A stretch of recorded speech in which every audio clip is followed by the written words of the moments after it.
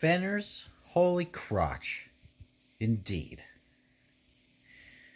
So I've just cruised through 4 chapters tonight, and I'm not done. So I started subbook 3, and I'm 4 chapters in, so I imagine I only have 2 left. Holy smokes. Holy smokes. I mean, as far as climax, like it hasn't been that holy smokes, but there are a few things.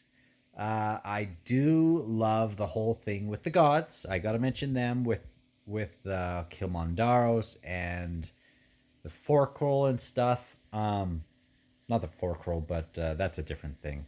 Forkroll following these kids, and then Badal like poem attacks, um, like a bard or something.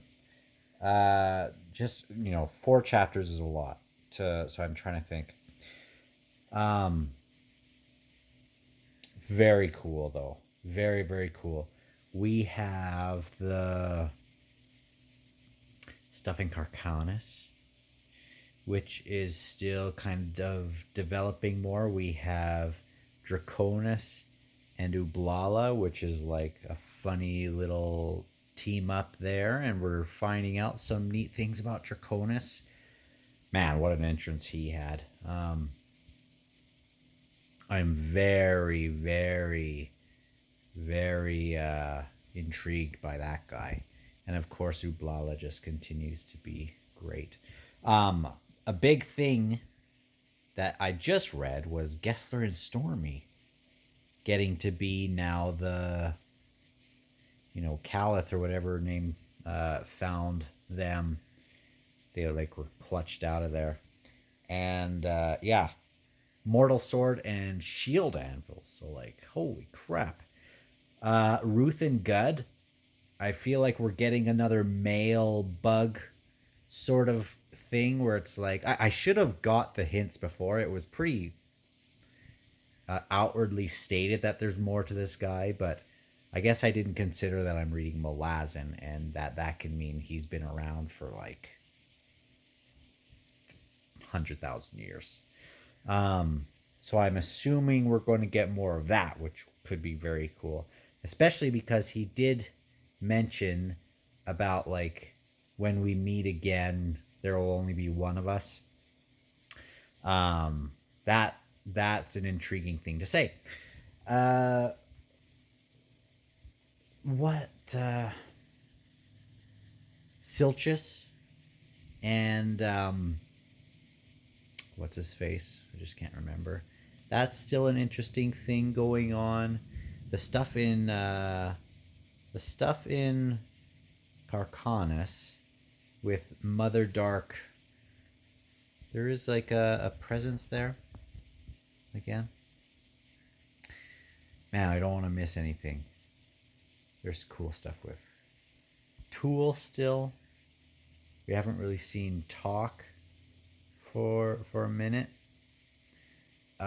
These kids have made it to Icarius, which I assume is Icarium's, kind of like an Alexandria where there are a bunch of Icariuses um, based on Icarium, or was this like his place? He built this place, or he founded it, or they named it after him? And it goes like down under the ground and stuff. Man, if I'm missing anything, let me know. Like, just say, hey, what did you think about this? And I'll just tack it on to the next video, because I assume the next video will either be just chapter 23 or chapter 23 and 24. Depends how far I get. But I do like the extra explanation that it had on becoming a destriant.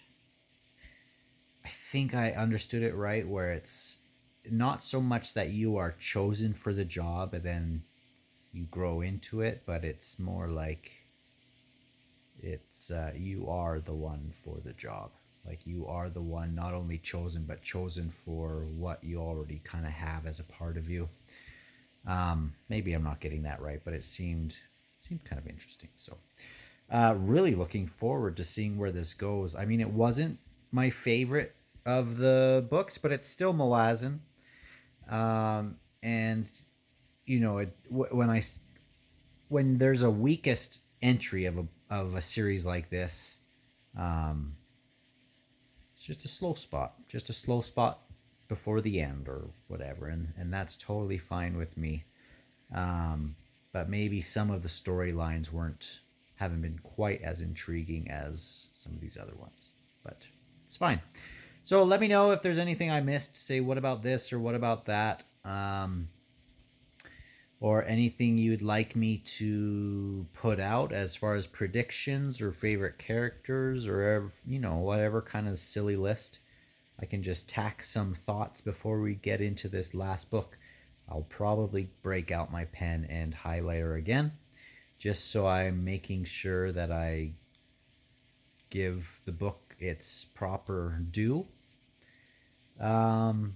because it deserves it. And I think I did Dust of Dreams a little bit of a disservice by rushing through or not really. I was reading it more casually. I wasn't really digging into it since I wasn't highlighting, and I think it did affect things a little bit. But anyway, just let me know, and I will talk to you guys soon.